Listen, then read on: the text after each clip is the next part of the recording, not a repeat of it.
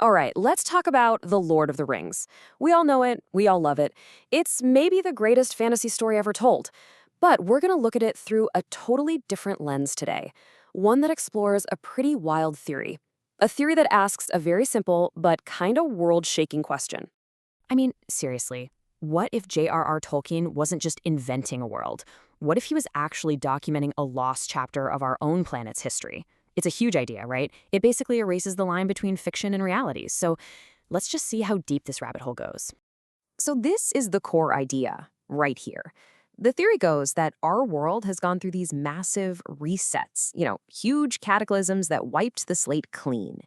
And Tolkien's entire legendarium, it's just a chronicle of one of those lost ages. And what's really interesting is that Tolkien himself sometimes called his work a kind of lost mythology for England. So let's play along with this thought experiment and see where it takes us. First things first, if this story was real, who were all the people in it? The elves, the dwarves, the wizards? Where did they all go? Or maybe the better question is, did they actually go anywhere at all? Okay, let's start with the wizards. Gandalf, Saruman, the whole gang. According to this theory, they aren't just characters. They could be a stand-in for beings like the Watchers from the Book of Enoch, or even Prometheus from Greek mythology. These so-called fallen angels, who didn't fall because they were evil, they fell to Earth on purpose to guide and teach early humanity. And the elves? What's the deal with them? Well, the idea here is that they represent these ancient, super long-lived bloodlines. Like the tall whites you hear about in modern lore, or maybe even the real-world elite families, the ones who trace their lineage back for thousands of years. The theory suggests that some elves never left Middle-earth. They just integrated into our society right at the very top and have been running things from behind the scenes ever since. That's a great question, isn't it? I mean, they're so humble, so small. How could they possibly have a role in this huge secret history of the world? Well, believe it or not, the answer might be hiding in plain sight.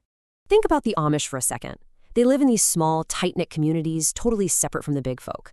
They are deeply connected to the land. They completely reject modern technology, and they are masters of growing their own food.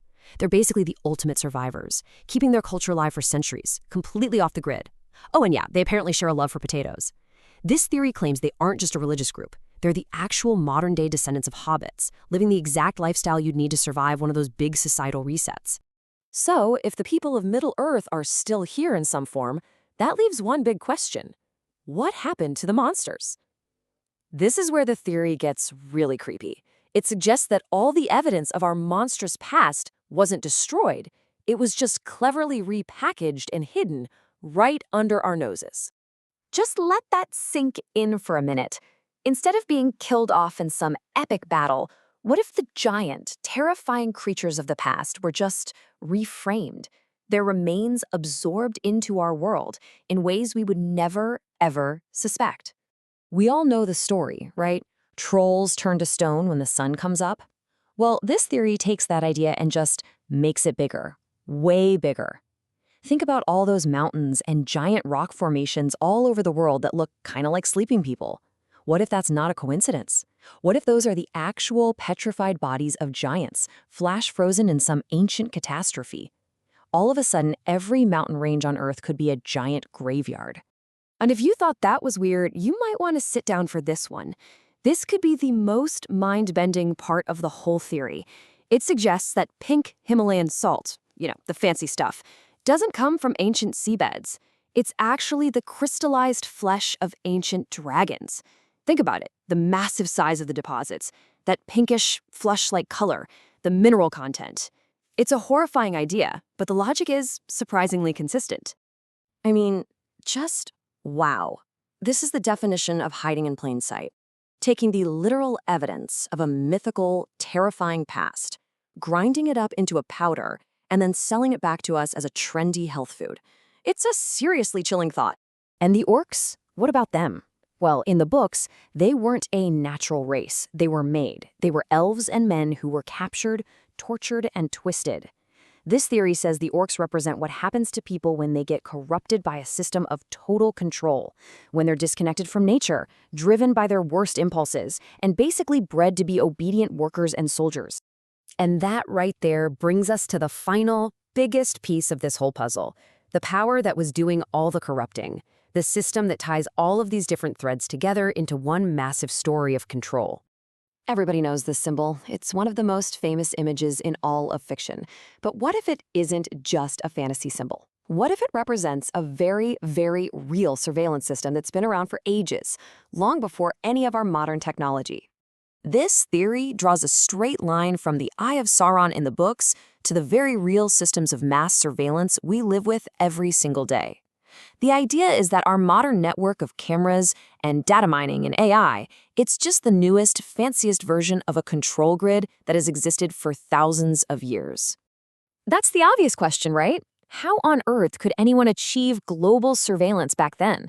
No cameras, no satellites, no internet. How could one power possibly see everything that was going on?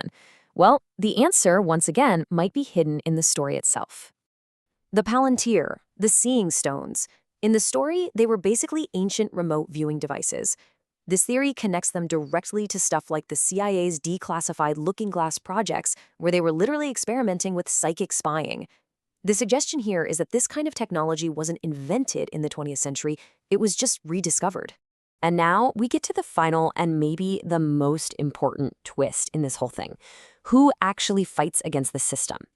The theory says that figures like Galadriel, the Lady of Light, are the true representation of the light bearer, or Lucifer, not as some evil devil figure, but as a force that brings knowledge or light to people to help them fight back against a system that wants to keep them in the dark. It suggests the whole good versus evil story we've been told might be completely backward. So, what do you do with all of this? Is it just a really fun, creative thought experiment? A new way to look at a story we love? Or could Tolkien's masterpiece actually be a roadmap to a real history that's been deliberately buried? Or, and this might be the most important question, is it a warning? A warning about a cycle of control that's about to repeat itself? I guess that's for you to decide.